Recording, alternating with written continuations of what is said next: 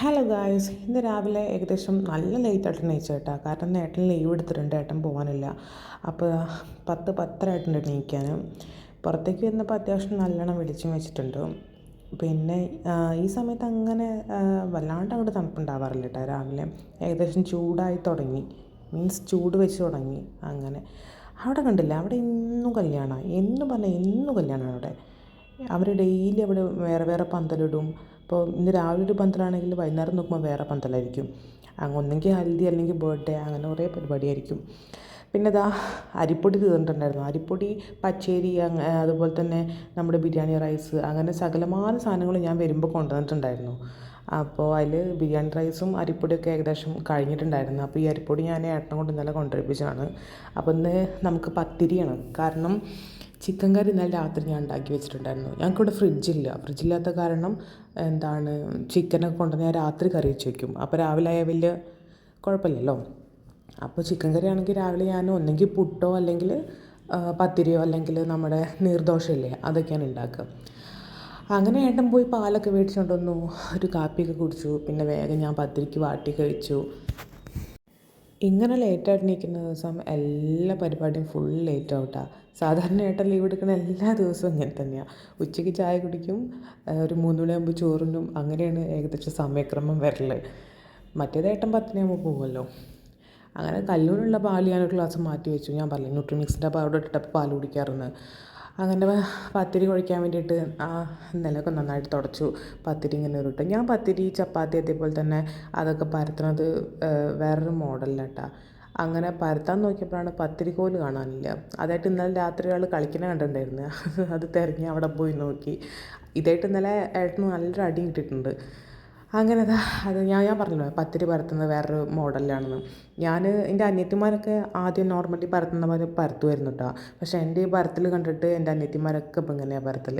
ഇങ്ങനെ വലിച്ചു നീട്ടി അങ്ങനെ ഞാൻ പരത്തുക. സാധാരണ എനിക്ക് ഈ ടൈപ്പ് പത്തിരിക്കോലായിട്ട് പരത്താൻ പറ്റില്ലായിരുന്നു. നമ്മളെ പൈപ്പിൻ്റെ PVC പൈപ്പിൻ്റെ കഷ്ണമല്ലേ, അതൊക്കെ ഇട്ടാണ് ഞാൻ ആദ്യം പരത്തിയിരുന്നത്. ഇതായിട്ട് ഈ ടൈപ്പ് പരത്തൽ ഇതായിട്ട് പരത്താൻ പറ്റില്ലായിരുന്നു എനിക്ക്. ഇപ്പോൾ ഇവിടെ വന്നപ്പോൾ പിന്നെ വേറെ ഓപ്ഷൻ ഇല്ലാത്ത കാരണം ഞാനിങ്ങനെ പരത്തിക്കൊണ്ട് വെക്കുക. സംഭവം നല്ല കറക്റ്റ് വട്ടത്തിൽ വരും കേട്ടോ. ഒന്ന് ട്രൈ ചെയ്ത് നോക്കൂ. ഇനി ഇങ്ങനെ ആരെങ്കിലും പരത്തുന്ന ആൾക്കാരുണ്ടോ എന്ന് എനിക്കറിയില്ല. അപ്പോൾ ഇത് കണ്ടിട്ട് എൻ്റെ അനിയത്തിമാരൊക്കെ ഇപ്പോൾ ഇങ്ങനെയാണ് പരത്താറ്. പിന്നെ എപ്പോൾ ഇങ്ങനെ പത്തിരി പരത്തുമ്പോഴും എനിക്ക് വേഗം മിസ് ചെയ്യാറുണ്ട് തറവാടാട്ടാ. കാരണം ഞങ്ങൾ തറവാട്ടിൽ ഒരുപാട് പേരുണ്ട്. അപ്പോൾ ഇങ്ങനെ പത്തിരി, ചപ്പാത്തി, ഇതിൽ പ്രോഗ്രാമൊക്കെ ഉണ്ടാകുമ്പോൾ ഞങ്ങൾ എല്ലാവരും കൂടി ഇരുന്നിട്ട് അതൊക്കെ ചെയ്യൽ. എല്ലാവരുടെ വീട്ടിലും അങ്ങനെ തന്നെ ആയിരിക്കും ചിലപ്പം. പക്ഷേ നമുക്കത് എപ്പോഴും ഇങ്ങനെ ഓർമ്മയിൽ നിൽക്കുന്നൊരു സംഭവമാണ്. ഇപ്പോൾ പോയാലും എന്തെങ്കിലും പ്രോഗ്രാം ഉണ്ടെങ്കിൽ ഞങ്ങൾ എല്ലാവരും കൂടി ആയിരിക്കും. ഒരാളിങ്ങനെ കുഴയ്ക്കാൻ നിൽക്കും, ഒരാളിങ്ങനെ പരത്താൻ നിൽക്കും, ഒരാൾ ചുടാൻ നിൽക്കും. ഭയങ്കര രസമാണത് അല്ലേ. അങ്ങനെ ചായ കുടിയൊക്കെ കഴിഞ്ഞു. കല്ലൂന് ചായ കൊടുക്കണം. കല്ലു എപ്പോൾ എണീച്ചിട്ടുള്ളൂ. ഞങ്ങളെപ്പോഴാണ് എണീക്കുക അപ്പോഴേ കല്ലു എണീക്കുള്ളൂ കേട്ടോ.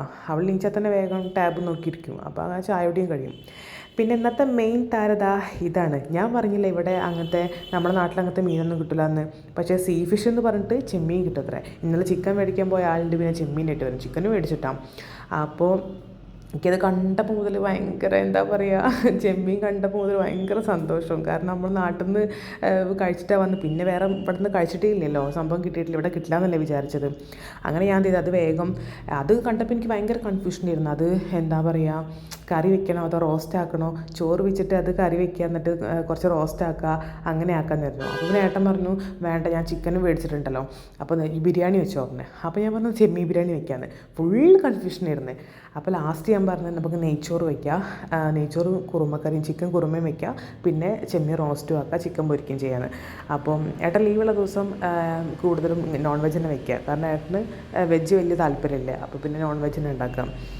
അങ്ങനെ ചെമ്മീൻ വേറെ റോസ്റ്റാക്കി വെച്ചു. പിന്നെ അരിയൊക്കെ ഞാൻ നെയ്ച്ചോറുള്ള അരിയൊക്കെ പുതിരാൻ വേണ്ടി വെച്ചു. പിന്നെ ഇത് കണ്ടില്ലേ, തേങ്ങ ചിരവുന്നത്, അത് ഞാൻ നാട്ടിൽ നിന്ന് കൊണ്ടുവന്ന കേട്ടോ. അതിൻ്റെ അച്ഛൻ നാപ്റ്റോളെന്ന് കണ്ടിട്ട് ഓർഡർ ചെയ്തിരുന്നു. പക്ഷേ എൻ്റെ വീട്ടിലതുകൊണ്ട് വലിയ യൂസ് ഇല്ലാത്ത കാരണം ഞാനത് ഇങ്ങോട്ട് കൊണ്ടുവന്നു. വലിയ കുഴപ്പമൊന്നുമില്ല. പക്ഷേ നമ്മൾ ശരിക്കും കുറേ പുറത്തേക്ക് പോകും, ആ ഒരു പ്രശ്നം മാത്രമേ ഉള്ളൂ. എന്നാലും പിന്നെ ഇവിടുത്തെ യൂസിനത് എന്തായാലും നല്ലതാണ്, ബെറ്ററാണത്.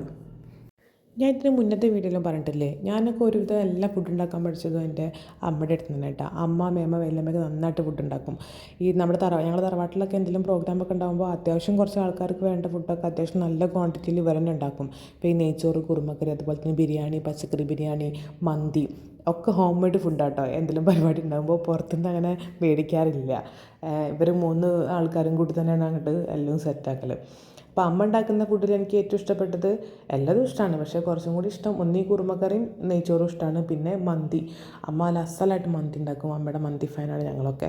ഇതിന് മുന്നേ മന്തി ഉണ്ടാക്കാൻ പഠിക്കുന്നതിന് മുന്നേ വരെ ബിരിയാണി ഫാനായിരുന്നു കേട്ടോ. കാരണം നന്നായിട്ട് ബിരിയാണി ഉണ്ടാക്കുമായിരുന്നു. പക്ഷേ മന്തി ഉണ്ടാക്കി തുടങ്ങിയതിന് ശേഷം മന്തി നല്ല പെർഫെക്റ്റായിട്ട് ഉണ്ടാക്കും.